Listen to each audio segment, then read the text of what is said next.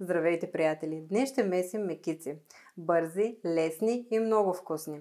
Рецептата е много подходяща и за тези от вас, на които не ви се чака да втаса тестото или пък нямате достатъчно време.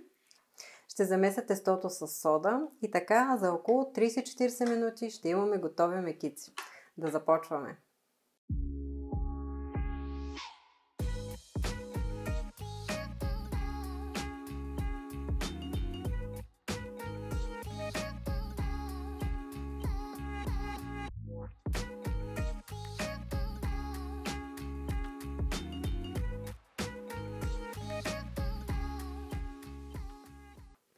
За рецептата ще използвам 2 яйца размер М, сода бикарбонат, една по-пълна чайна лъжичка.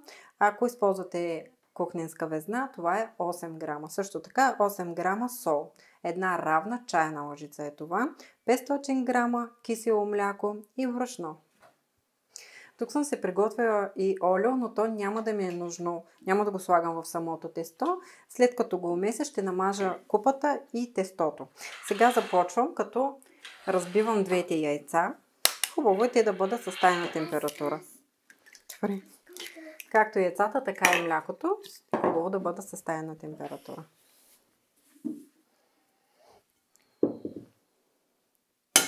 Опа! Опа!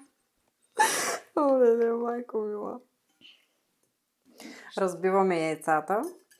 Ще използваме телена бъркалка, може да разбивате и с вилица. Майка ми, например, разбива с вилица. От нея знам рецептата.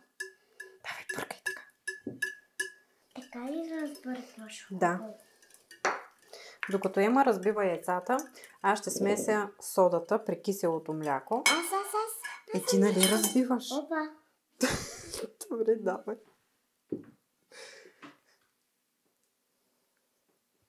Разбърквам, за да може да се...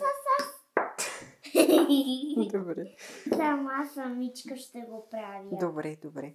Разбъркваме, за да може да се активира содата. Яйцата не е нужно много да се бъркат. Бъркам колкото да се смесят жълтъка и белтъка. Гледайте как е голямо. Да, активира се. Млякото е готово и сипваме го при яйцата. Давай самичка да ти Давай помага. с лъжицата.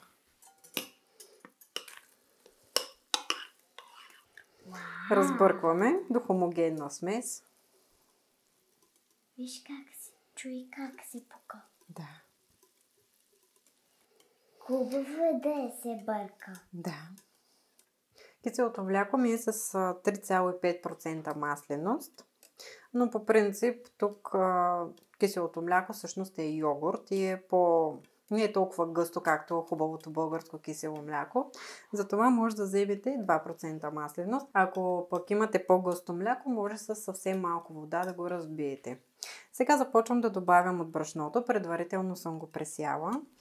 По този начин тестото ще стане по-меко и по-пухкаво, тъй като се вкарва допълнително въздух в брашното. Добавяме няколко лъжици и след това ще изсипя солта. Добави още 1-2 лъжици и тогава. Само аз самичка ще приготвям тези продукти. Добре. Сега добавяме солта. Започваме да разбъркваме. Трябва толкова много хубаво да се бърка. Добре, обясним как трябва да се бърка. Така се бърка. Знаете, че трябва да знаете, че не се слага толкова много брашно. Добавяме се постепенно от брашното. Аз само самичка. Ти цялата рецепта ли сама ще правиш? Да. Добре. Тестото започна да се сгъстява и става по-трудно да се бърка с тази бъркалка, с телената бъркалка. Затова ще започна да разбърквам с една дървена лъжица. В канала имам още една рецепта, много сполучлива за мекици. Ако не сте я приготвили, препоръчвам ви наистина с 2 ръце да си направите от тези мекици. Те са с мая, но пък са без месене. Ще оставя линки долу в описанието, за да може да видите рецептата.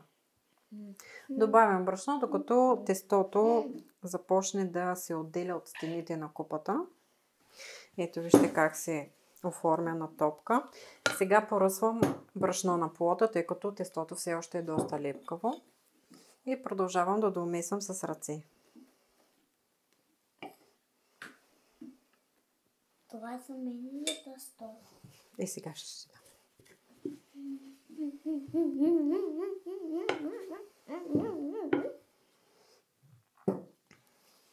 О, лепкаво.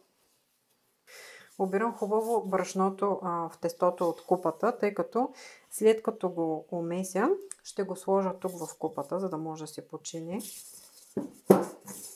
Имам толкова лепкаво. Трябва да си слагате малко пръшнонце, защото не трябва да ви захват, т.е. да ви претвъртява толкова тестото. Добре, мамо. Започвам да меся, като прегъвам навътре. И така ли се прави? Брашното е толкова полезно за тестата ви. Без брашно трудна работа, а? Да. И без продукти? Без продукти. Трудна работа, ако нямате продукти. Да. Но аз се научих. Но добре, че се научих. Винаги слагам по малко брашно. След като си освои от тестото отново поръсвам. Искам аз да ти помогна. Ти нали сега си имаш, мисли твоето.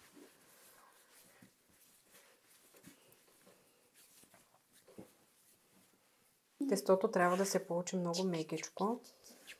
Затова е важно постепенно да слагате брашно. Може да заместите тестото от вечерта. Просто го оставете в хладилника. То няма да отвои размера си, няма да се промени по никакъв начин, тъй като не използваме мая, а сода. Толкова е пускало тесто. Когато го слагате в хладилника, отново си намажете хубаво купата или пък може в някаква найлонова турбичка, не знам точно какво ще използвате. Намажете хубаво с олио и купата и самото тесто и приберете в хладилника.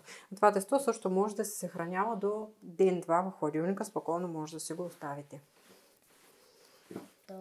Хубаво е, ако варите тестото от хладилника, преди да започнете да бържете мекиците, да го оставите поне за половин час на стайна температура, за да може да се темперира, да не е такава голяма температурната разлика между тестото и загрятото олио. Добавям брашно, докато се получи меко тесто и съвсем леко лепкаво. Тестото е готово. Да вижте как се получава. Много мекичко и еластично.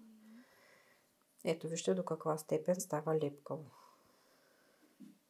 Може ли аз да покажа така? Да, покажи. Ето така става толкова лепкаво. Браво. Може и да го направите като котенце. Не, като котенце няма да го правим. Може и да го направим като различни животинки. Оформям го на топка, като ще го намажа и с олио. Хубаво мажа. Трябва ми тесто.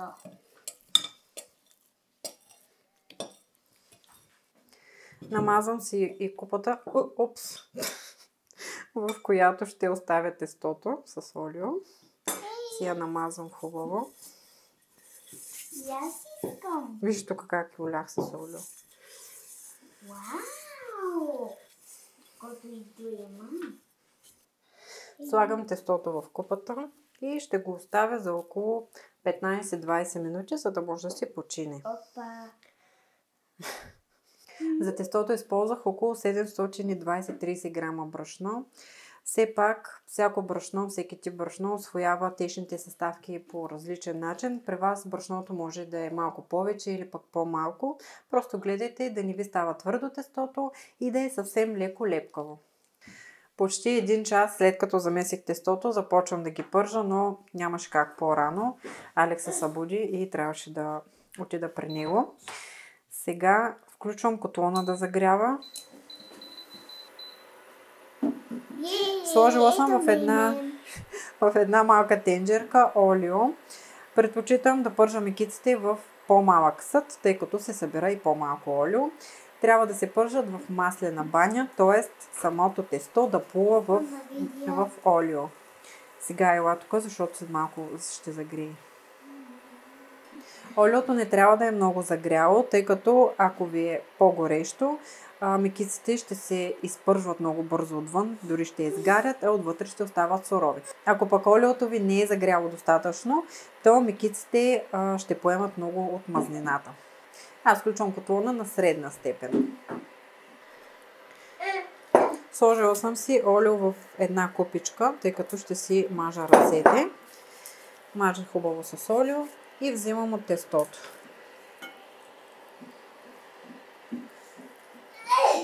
Първо ще се откъсна съвсем малко тесто и ще го пусна в олиото, за да видя дали ми е загряло. Още малко му трябва.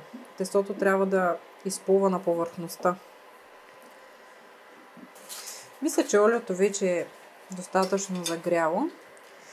Сега ще оформя мекицата и издърпвам я от средата към краищата, като се старая към краищата да остава леко по-дебело.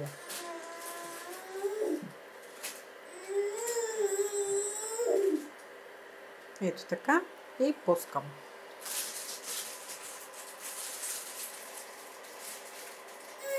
Още малко трябва явно да загрее олиото.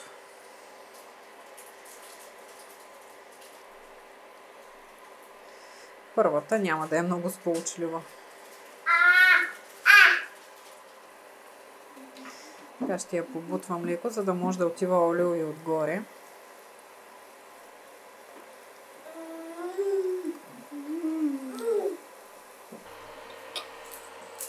Слагам втората. Вече олиото е хубаво загряло.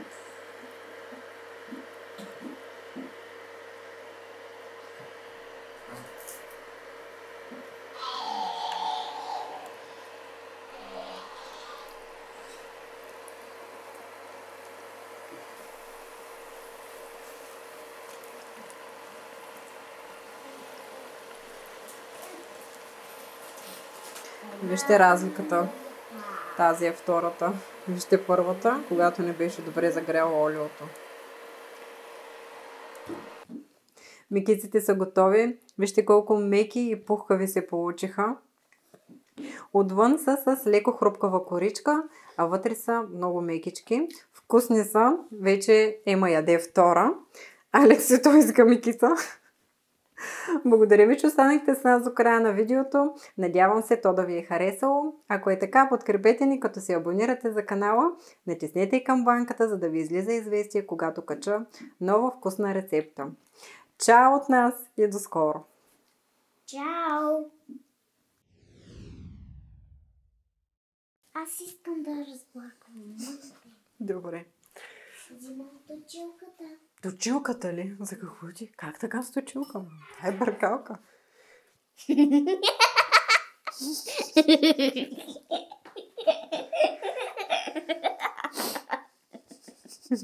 Ти си като миксер.